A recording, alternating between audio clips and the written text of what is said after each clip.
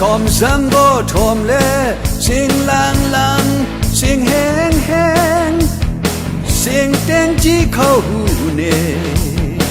เสียงเงินออกเสียงให้ข้างบ่ด่านดีตายเสียงหุ่นล้อทังเหมือนงานขังโดลีเสียงเจอออกโตซาเสียงท่านฮึดดับเขาทอมเจอเสียงจัดคอหับก็ตึงเลยพอสุหันเจอทอมก็เจ้าหญิง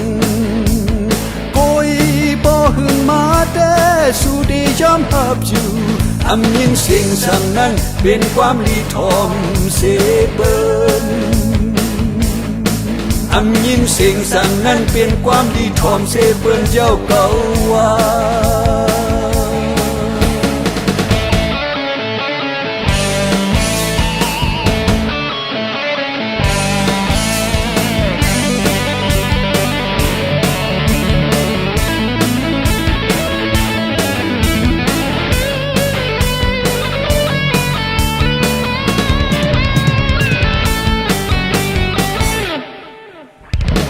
เขาทอมสังก็ทอมแล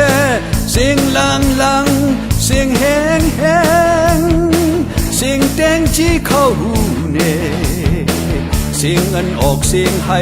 ข้างบ่ด่านดีตายเสียงหุ่นล้อทังเหมือนงานขังโกลีเสียงเจอออกโตซาเสียงท่านฮึดดับเขาทอมเจอเสียงจัดคอหับก็ตึงเลก็สู่ห้างเจอทองก็เจ้าจริงก็อีบ่หึงมาแต่สู่ดียอมหับอยู่อันยินเสียงสั่งนั้นเป็นความลีทอมเสเปิ้น